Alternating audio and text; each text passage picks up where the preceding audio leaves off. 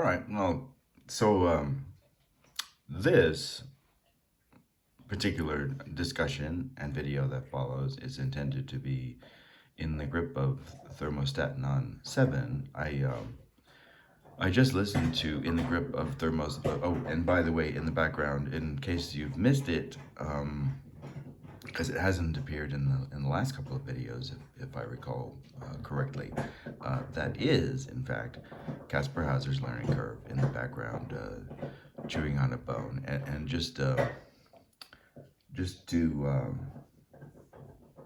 make clear that it is, Kaspar. Well, it's either Kaspar Hauser's learning curve or a dog, a canine actor that I've hired to play Kaspar Hauser's learning curve, who happens to look an awful lot like Kaspar Hauser's learning curve, but just to make sure that my audience believes that that's actually occurring in our universe, or at least the universe that a contract in Theta is occupying right at this moment, and that I'm not just collaging that noise in. He's dropped the bone now, but here is Kaspar Hauser's learning curve, and there's the bone in question. And unfortunately, paying attention to Kaspar Hauser's learning curve has inspired some movement toward us. That could mean that within the next couple of minutes, we become the bone that Kaspar Hauser's learning curve is chewing on. But yesterday, and I listened to it, In the Grip of ThermostatAnon 6 did, suffer slightly from the fact that a contract in Theta, or I believe that I refer to the biological apparatus, currently containing or holding or a large part of a contract in Theta was in itself in the grip of some type of virus, should we say, fall 2024 virus-anon, and it did suffer, to some extent. I think it was there was more rambling than usual. There's usually quite a bit of rambling when we extemporize on any topic. I enjoy what I would not constitute as becoming, unrailed or derailed or in the discourse, but expanding outward and including things that are related to the topic, and so in some ways, like taking, I believe some of the terms that we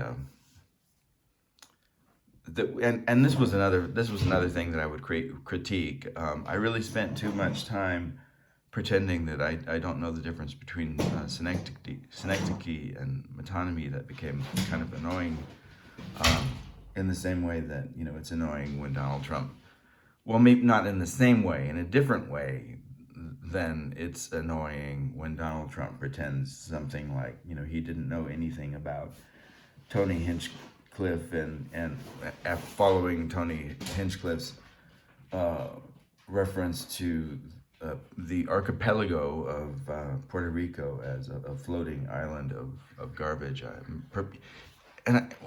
If we were going to critique that language, that figurative language, a floating island, well, it's garbage, I suppose, is a floating island, but a real island is not doesn't float, and neither does an archipelago. An archipelago or island chain is a series of islands in close proximity that form this set, right? And since we play with set theory so much, that's given a label, and sometimes there's a main island, and sometimes there's not. A main island would be like the largest island in the archipelago, and sometimes the archipelago exists, miles and miles away from a mainland, and sometimes, it's like in Scotland, it's right off the mainland. There's like archipelagos of that that line, the coast of Scotland, but that's not, essential, to an archipelago in Hawaii. I mean, I guess you could say there's a Hawaiian mainland, but that's basically calling the main island in the archipelago, a mainland. uh, but anyway, I guess if I were going to critique the joke from a structural or strictly grammatical or constructive point of view, it would be that adding the floating island doesn't really give it anything. It doesn't contribute to the humor. It's not a condensation or any of those things that Freud talks about in terms of the way that a joke actually works, and humor and humor's relationship to the unconscious. But it does become annoying, when Trump defends himself through this means, and it doesn't just happen with Tony Hinchcliffe. It happens all the time. It happened with Michael Flynn, who's a more important part of our video. Like, well, even though he was in my cabinet, I didn't really know anything about him. we didn't really know anything about him. It's not our fault, like, well, not vetting properly is part of the responsibility and duty of the job too, right? Anyway, it becomes annoying when he feigns complete ignorance about people that are now not contributing to the success of his campaign. And the reason that I guess I brought all that up is I thought we spent too much time pretending not to know the difference between synecdoche and metonymy in particular. And I mean, I suppose one could argue that, and I think I have argued this not in writing, but perhaps in discussion before, that synecdoche, it's possible to conceive of synecdoche as a subcategory of metonymy, and to think of metonymy as any associative means by which a substitution of one word is made for another, whereas metaphor, it's possible to think of metaphor as a subcategory of symbol, in which any transference of a phrase or expression is a sign pointing to some aspect or value that is derived from that. So, for example, like if you refer to the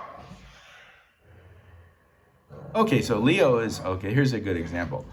So Leo in the background is growling. I don't know if you can hear that, but it's in response to somebody trying to steal one of his bones. Perhaps Caspar Hauser. See, there's Caspar Hauser right there. He's got something in his mouth. He's probably trying to steal it from Leo. I don't know if you could hear that growling, but if I refer to Leo as a dragon, right, that would be a metaphor, because what I'm doing is I'm pointing to some quality that the dragon has. And in fact, like the dragon in this case, it's not a bad metaphor, because there's both the hoarding of bones, which Caspar Hauser, as some kind of hobbit, is currently engaged in stealing from the dragon's hoard these bones. And actually, it can be quite dangerous for Caspar Hauser, because the dragon is, as you can hear, has other qualities of the dragon: fierceness, strength, power, and he's a little bit scary. I seem to have lost the right tone on and I can't seem to get it back on. I'm going to go ahead and turn this off for just a second. Lori is leaving, and I'm going to say goodbye, and then we'll come back, and I will. I'm not going to guarantee that I won't pretend to know the difference between something and something else in this one, but I'll try to limit it so as not to be as annoying I was in the last one. All right. Okay. Hold on. I'm going to turn this off for a second. All right. So we're back, and Caspar Hauser's learning curve and the dragon are not engaged in Mortal Kombat, and Lori has successfully left for work.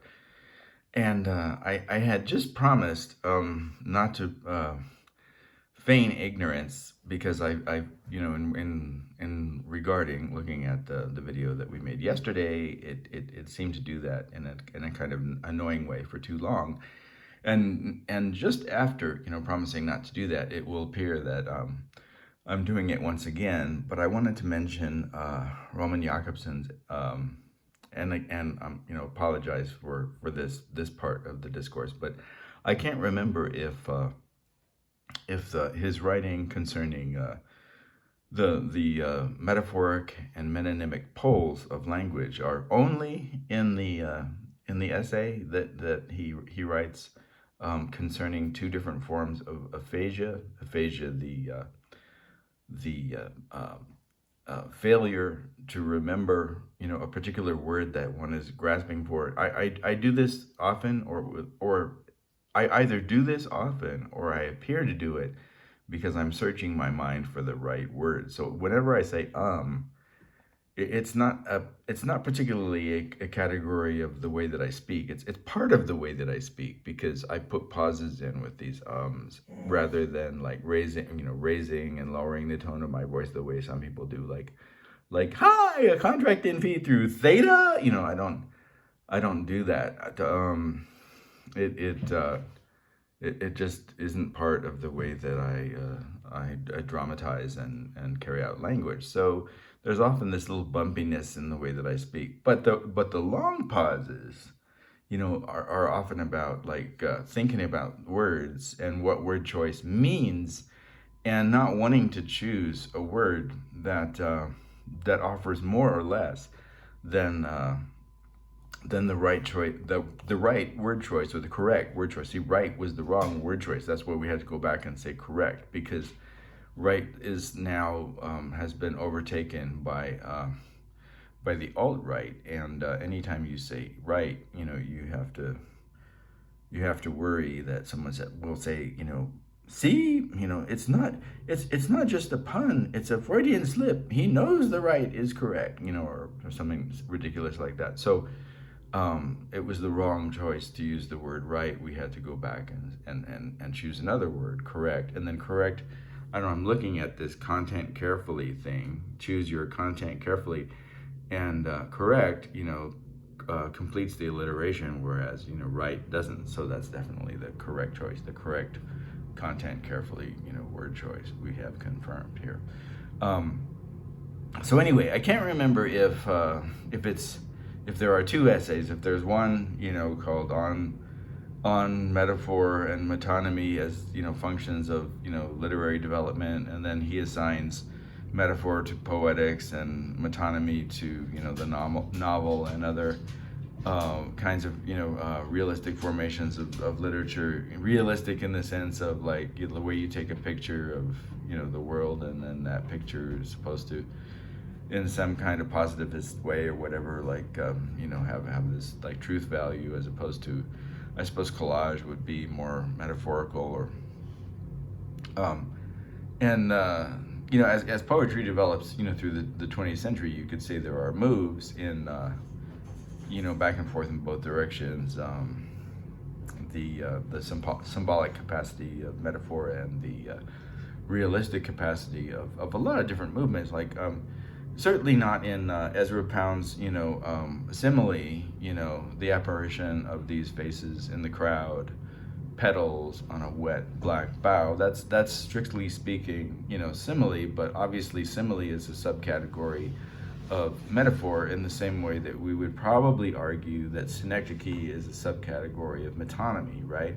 So in that example, that's metaphoric, but the impulse, like to, if we trust Pound and we say, okay, yeah, but he's really standing there in a station at the metro. The title, let's say the title, if you take the construction of the poem, the way it's lineated, and that missing like in the middle, but it's really like, right? It has this haiku-like quality, but there's this like silent or elided like that like tells you these faces, they remind me of this, they're like this somehow, like they bring the mind to there. Well, that movement, that transference, that's metaphorical with that missing like, but that's implied in the poem.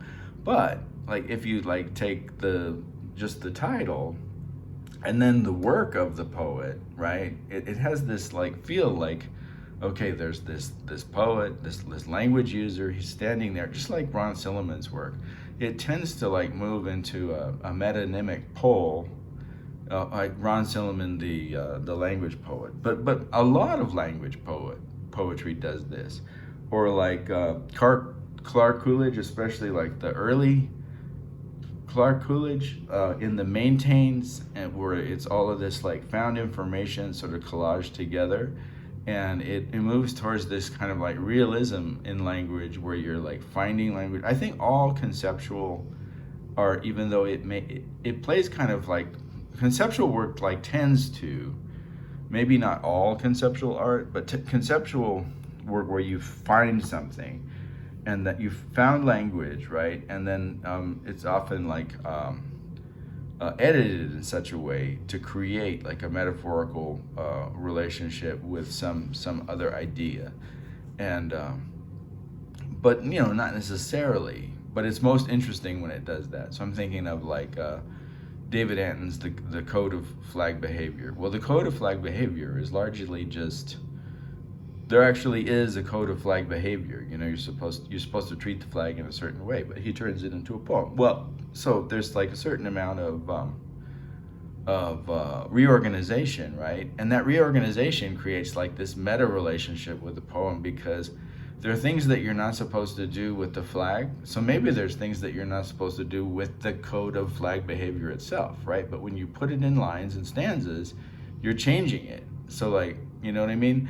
So the relationship between what you're not supposed to do with the flag, that it's articulated in this statement that's made called the Code of Flag Behavior, you're playing with when you reorganize and use that in a new context, right? But overall, like it ends with, you know, when a flag has lost its use, you know, the most respectful way to handle that is to, you know, give it a respectful you know, ending, as in, you know, to burn it.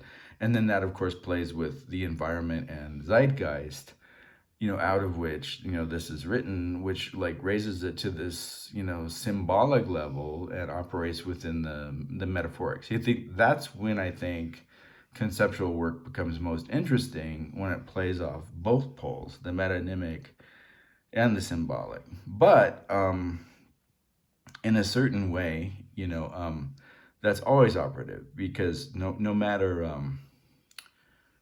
how metonymic it gets, like say where let's go back to language poet, you know, Ron Silliman's Bart. No matter how metonymic it gets, you know, with his language and his description, narrating almost this novel-like tale of his writing, the Bart, you know, the public transportation system in the Bay Area on a Labor Day, right? Which is the whole thing is very much set up like a short story or a novel, right? This metonymic pole, but right, there's an aspect in which, like on a if you take it like kind of a bird's eye view, right, it becomes a metaphor. Like this day like becomes a metaphor of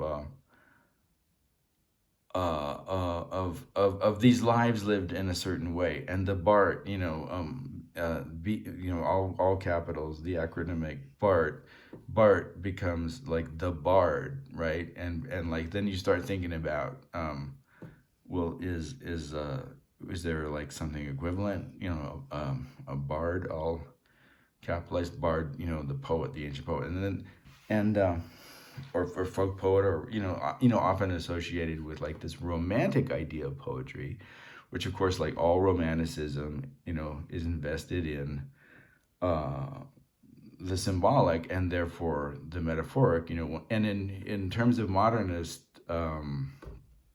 traditions and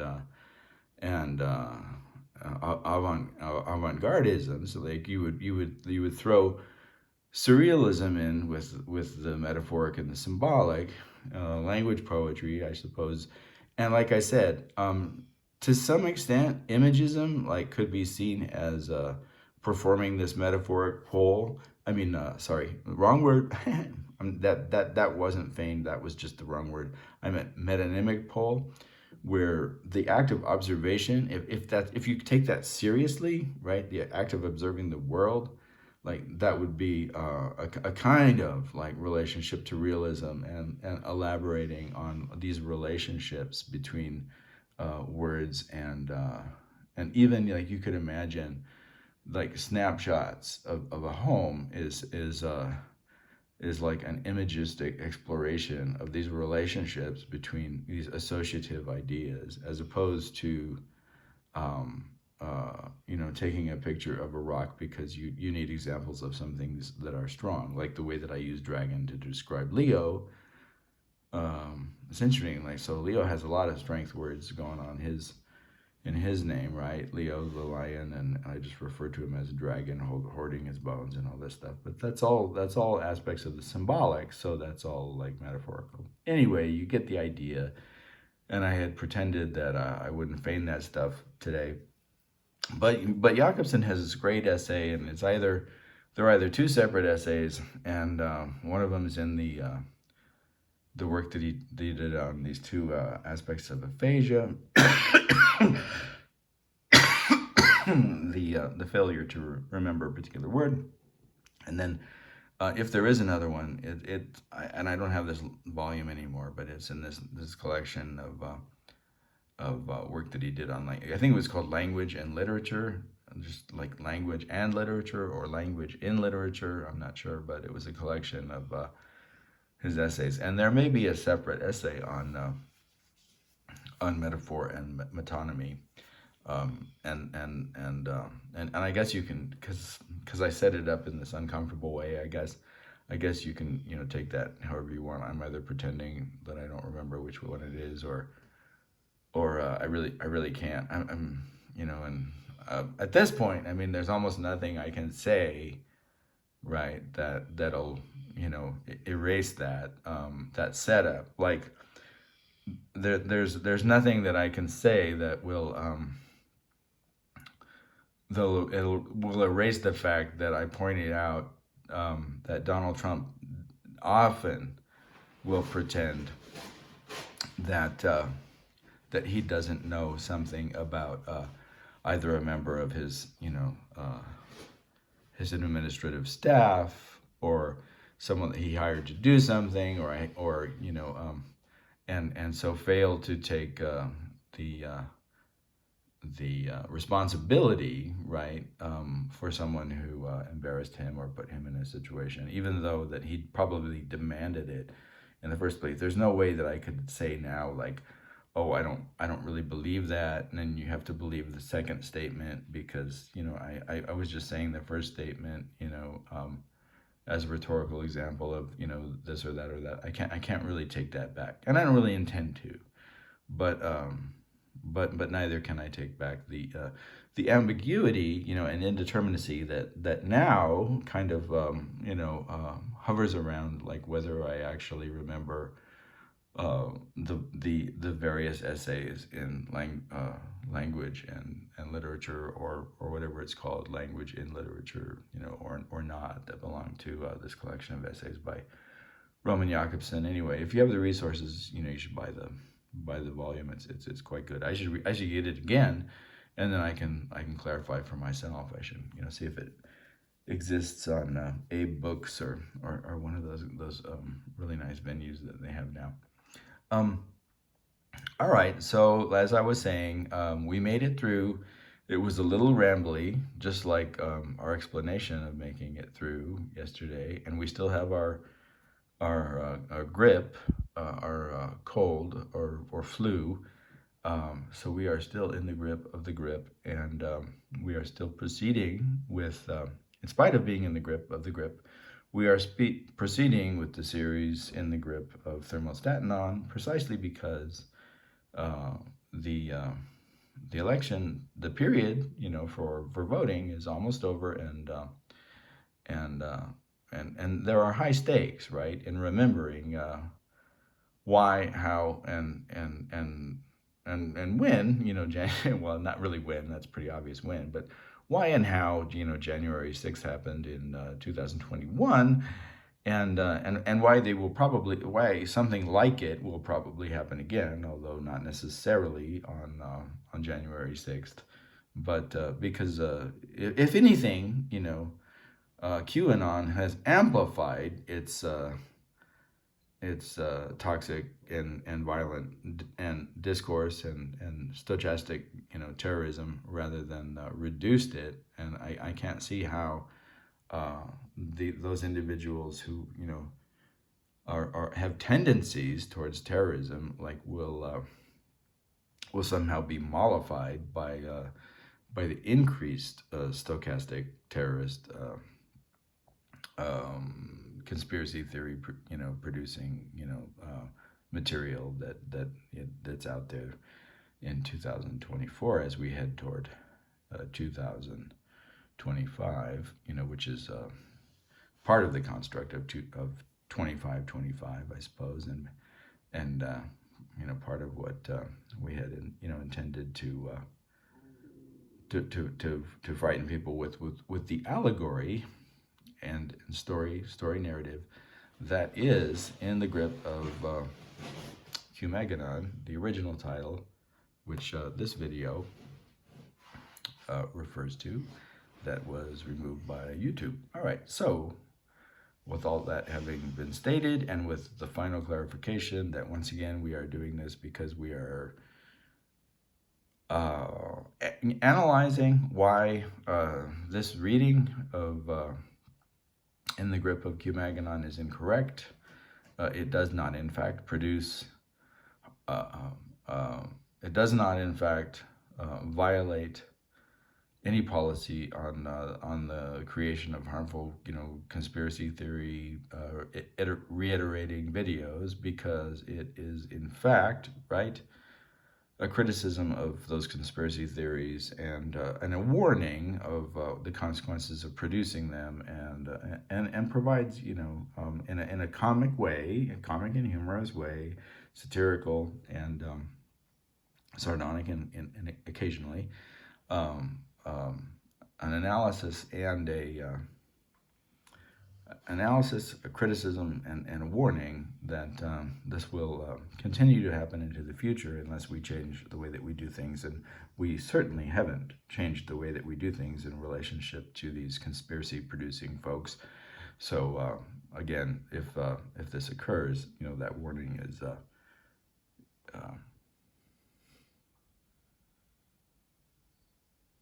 is obviously, justified, has obviously justified itself. I will close this out, go back. This is the image that we analyzed yesterday, and these are the words that inspired the long, right, the long pretense of ignorance involving, the knowledge of these, precise figurative terms, synecdoche and metonymy, which, now I'm arguing synecdoche is probably a subcategory of metonymy, just in the same way that simile is a subcategory of metaphor, but I pretended not to know these words, and this was one, and then this was another that inspired that. And you'll recall that the reason that Giuliani, at least, is using figurative language is because he's afraid that the FBI is listening on some recording device to this telephone conversation.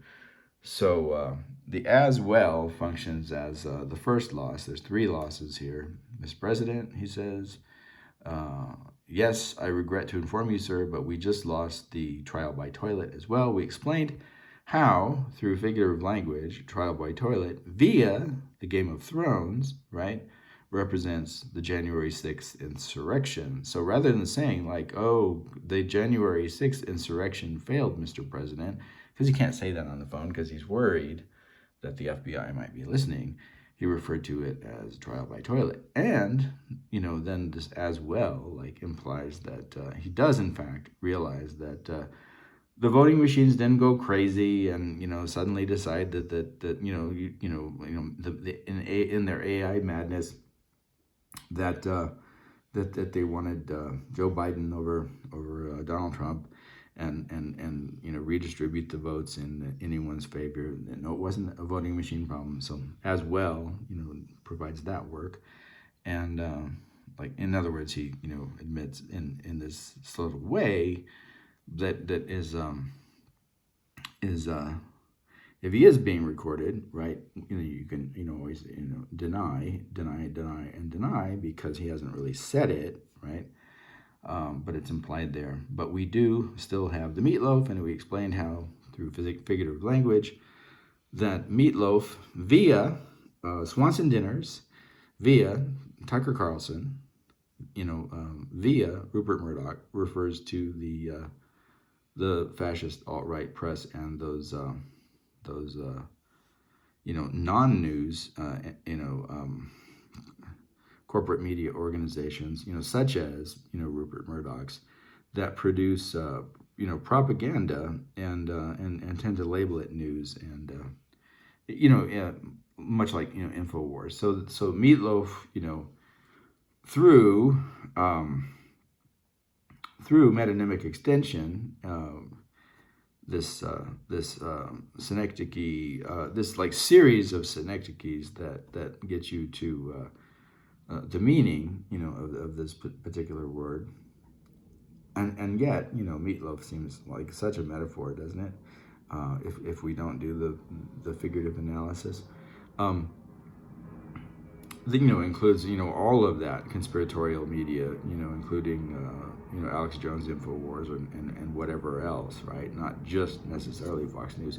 So we still have all of that, right? And we still have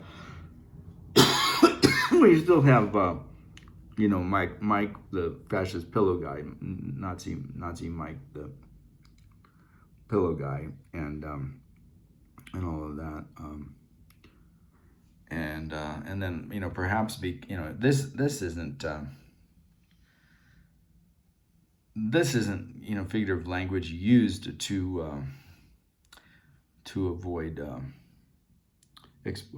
exposure, if in case the FBI is listening. Trump may not even realize that the FBI is listening, or he may, or he may just be so angry that he doesn't care in this context, and he'll care later when he's having his meltdown, right? Because he tends to forget things like that in moments where you'd like want to cover up a little bit, like, oh, did you forget you were in a boxing match? Let's keep those hands up, right? Okay, so that's a problem for him.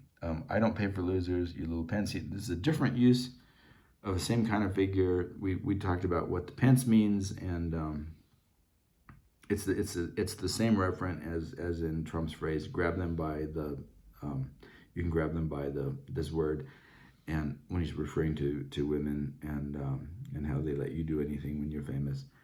And he in our universe did refer to Mike Pence as this word, and then therefore he's now using that word. He's substituting Pence for that word whenever he wants to use that other word. And that's a metonymic substitution that one could say is made under the aegis, I guess, that Greek word shield, under the shield of metaphor, if you wanted to split hairs. Looking at it now, in the same, I had mentioned Tony Hinchcliffe's floating island, and I said, like, that's kind of lame, the floating island part, even for a joke, like it's totally offensive, and it's not funny to begin with, but floating island doesn't do anything for archipelago, right? Like, it doesn't, like, there's no impact in that, or it's just a little off. Well, here, like, looking at this now, that word for, it's completely unnecessary, and it mitigates the potential, like, the potential play with the alliteration in losers and little, and the potential alliteration in pay for pence, because it puts another word you don't need there. And it's not really that he's paying for loser. He would pay for losers. Like that sounds like that the operation was a loser and he's paying the operation. But like the way that he uses the word loser, it's very personal. It's a personal name calling, and so that's all of his stuff is about personal name calling. It's not based on, you know, actions or like a failed operation. So he's not like, your operation was a loser, so I'm not paying you.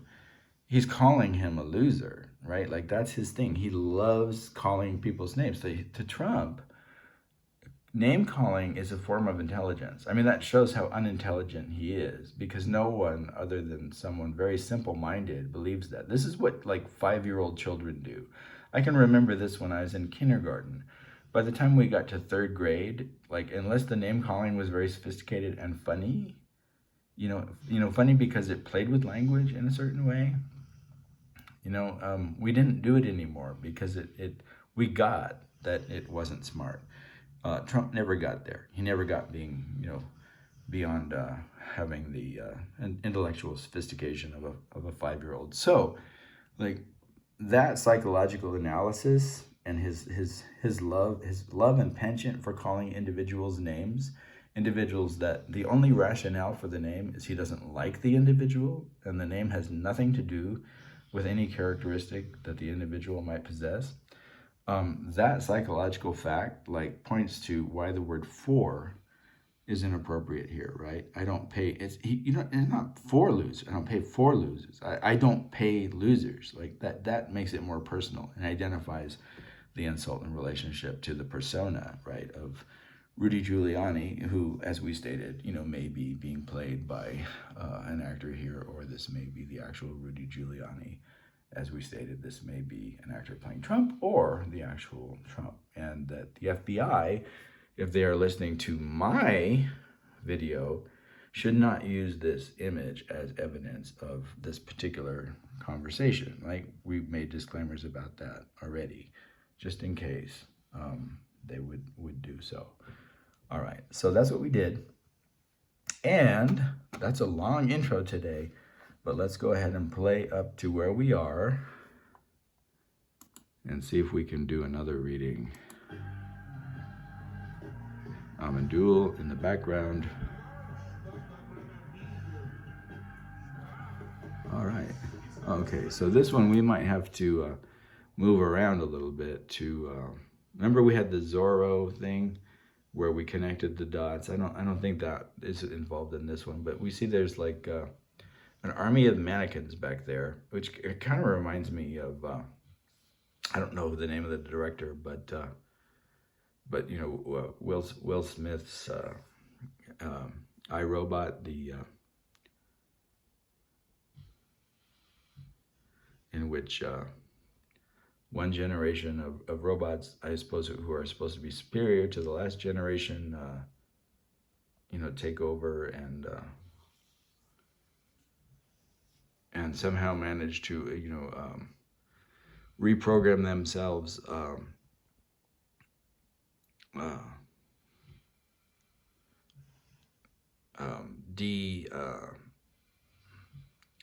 deauthorizing, right? Like, you know, the relationship between the 3 laws of robotics.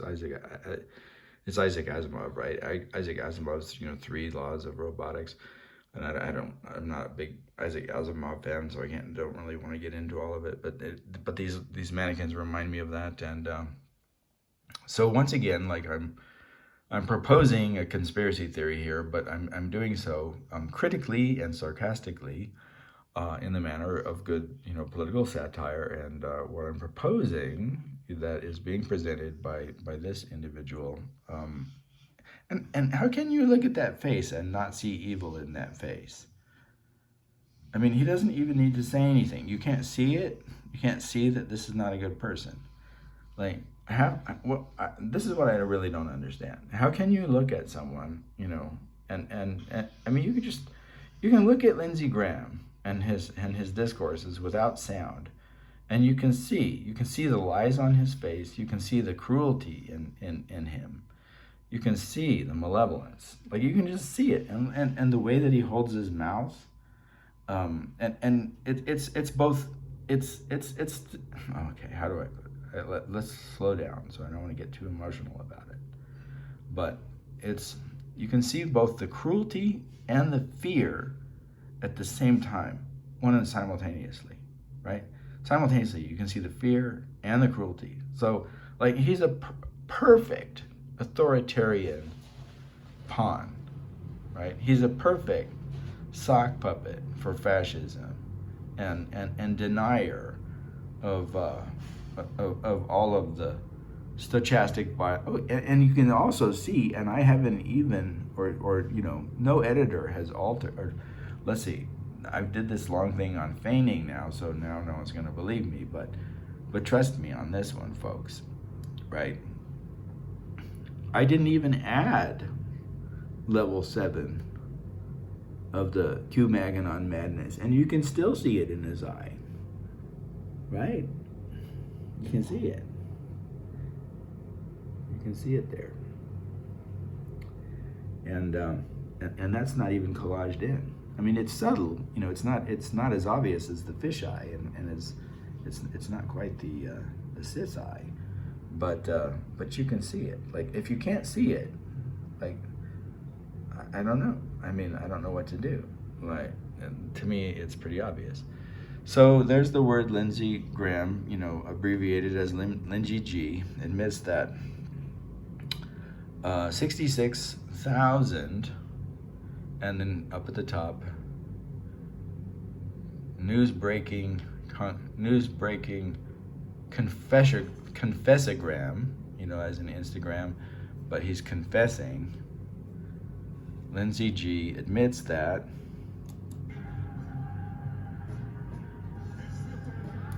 news breaking, just trust me on the top, and I'll read the bottom. News breaking, Congressman in interview with Tucker C admits that, okay, sorry, I lost it. I gotta go back. That one's hard to see. Lindsey G admits that.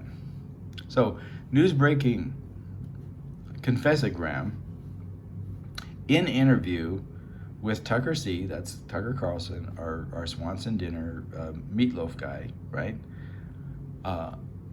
Lindsey G. Graham admits that 666,000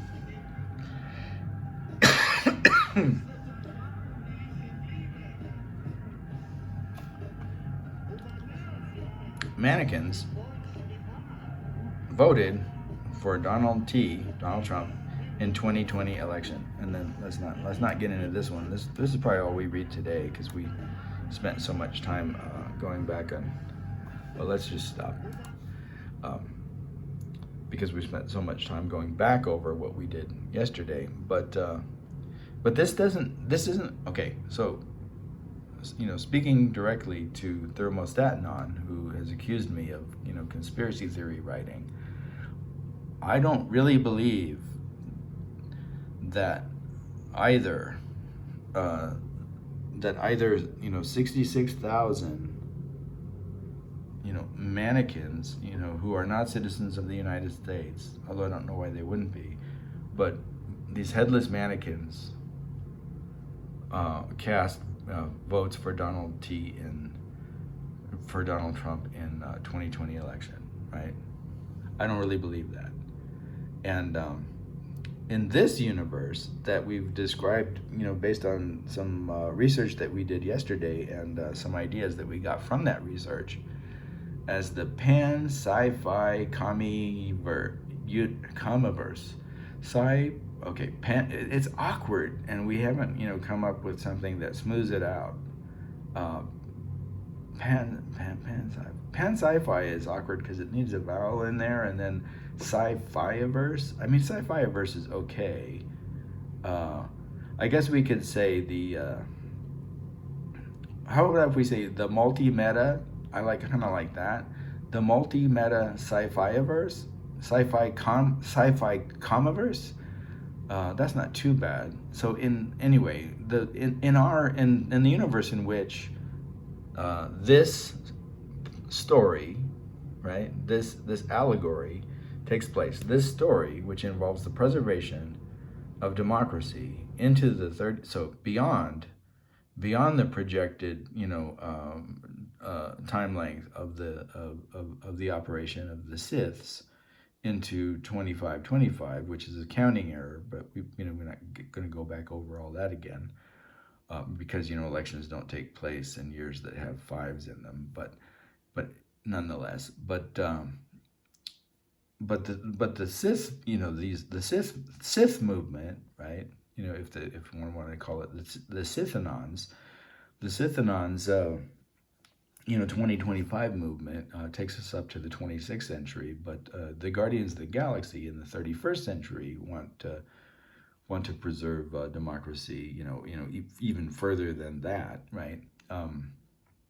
And our story, involves time and space travel, and travel across discrete universes into other universes, travel, between the Marvel universe and the DC universe, and the Yodaverse, as we discovered, and the George Lucaverse, and in this universe, right? That is the construct of this particular story. He's not crying, by the way. That's just that's part of the technical apparatus, that 10 and that circle, like that he would be recycling his tears or something. It's that doesn't represent an element of the metonymic, extension of his universe. But in our, our multi-meta, or what did we say, meta-multi or multi-meta, in our multi-meta sci-fi coniverse, this operation, can take place, that these, heroes can, traverse, time, space, and cross,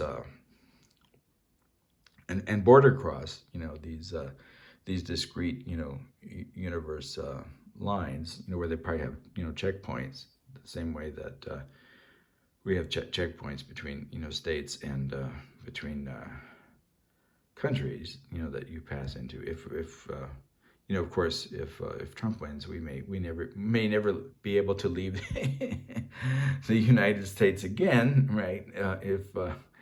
If we're all closed in, behind walls and borders, with Border Patrol agents, whether they're under the authority of Chad Wolf or someone else.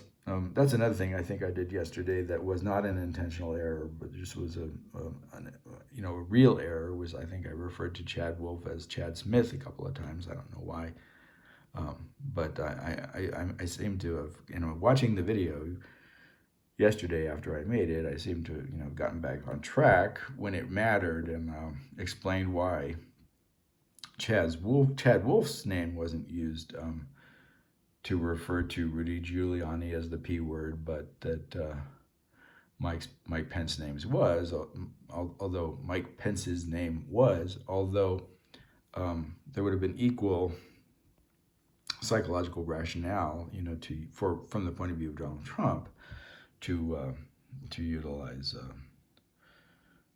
Chad Wolf's name. But again, the wolf picked up symbolic content in the same way that Dragon does with Leo, that would have confused the use of figurative language in that. So, back to the explanation here. I don't really believe that these mannequins voted for Trump, and I'm only presenting as a truth that Lindsey G, G is short for Graham, Lindsey Graham, does believe that and does present it as a conspiracy theory in this universe that we occupy in this video. That is the multi-meta sci-fi coniverse, right? But in our universe, whatever that's called, I don't believe that Lindsey Graham presented as a conspiracy theory that 666,000 mannequins voted for Donald Trump. So one could ask, well, if you don't believe that, then why why did you put that in this video? And then the answer is, even though it's an utterly ridiculous answer, that no one will believe, it's because and it's simple, right? And it's too simple, to be the actual truth, right? But the answer is because this is a political satire, and people like Lindsey Graham, right? Alex Jones and Tucker Carlson and Fox News and Rupert Murdoch they are part, right, of a propaganda machine that produces conspiracy theory and lie and denialism when confronted with the truth about just about everything, and utilize any means possible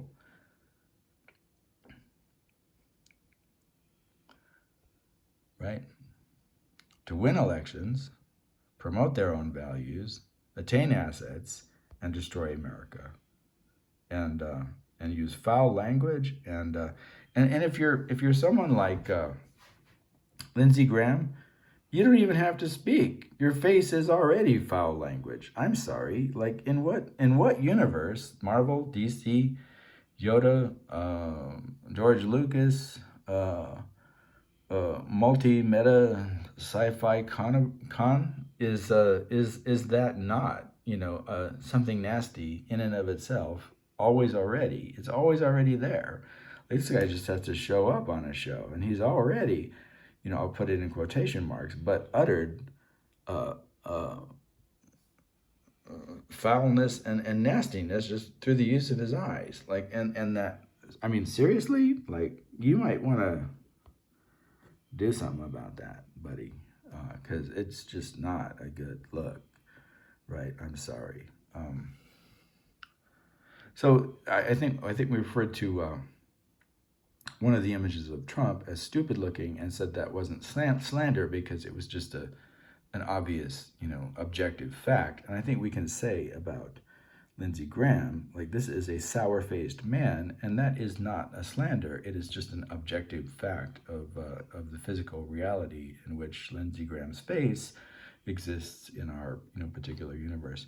So that's the justification for this, and the justification is rather simple: political satire, but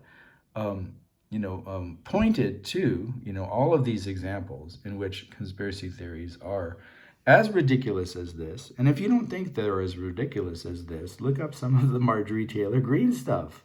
Look up some of the Alex Jones stuff. Look up the gay frog water. Look up, there may not be in the Alex Jones universe actual, alpha hetero, or whatever we refer to it as, salamander juice, but there is, the claim of the frog water, right? And how is that, any less ridiculous than this? And specifically, pointing to the fact that, like, what was a lot of the claim? All of these illegal immigrants were being allowed to vote, right? And so, which there was no evidence of, and that somehow there was a conspiracy, and many people voted more than once, and then there was another great one that dead people were voting, and I don't think, but it's hard to say with some of these people because they believe in Pizzagate and stuff like that. So it's hard to say if they actually believe, but I don't think they believed that zombies were rising from graveyards and casting ballots. I don't think they believed that. I think when they said that the dead people were voting, I think they meant to say that the names of people who were deceased, were used to cast illegitimate ballots, and hence the mannequins without heads, right? Who are not deceased, but who are not animate, right?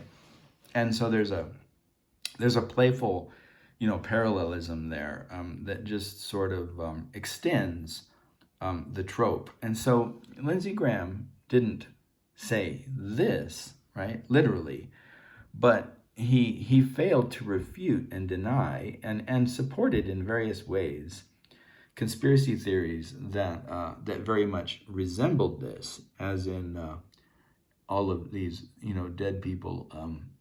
The names of these deceased individuals were used to cast ballots when of course we know that when someone dies, they can't vote anymore. That the term, right, of their rights as American citizens is in some way terminated when they pass on to wherever they pass on to, or wherever they fail to pass on to, right? But in this case, we don't have him claiming that the mannequins voted for Joe Biden. We have him confessing, right? And just to confirm once again that's what we have him do. The word that we use is news breaking, confessagram, like that he put this up on social media or something, and this is the news breaking confessagram made by Lindsey Graham. Confessagram. There's a little bit of a play there with the confessagram, right? So that's kind of a pun. He's a confessor. You get it? Lindsey confessagram. Okay. Anyway, it's not all as funny as some of it is, and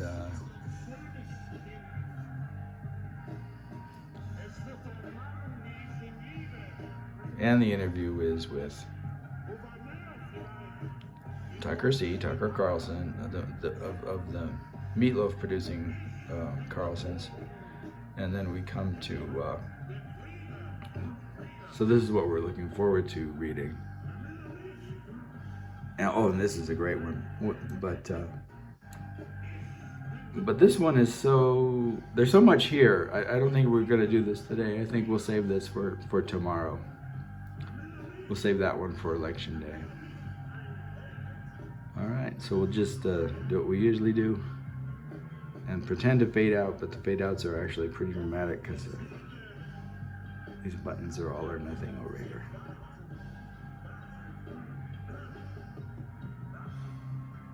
I don't think anybody even considered Mitch McConnell as a potential hero. Oh, this is the one that we got in trouble for. So maybe this one will be taken down too. We'll see.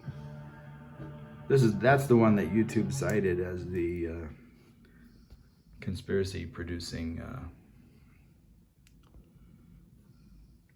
Or not the conspiracy producing, this conspiracy theory that is violence producing, example. And then there's our cover image.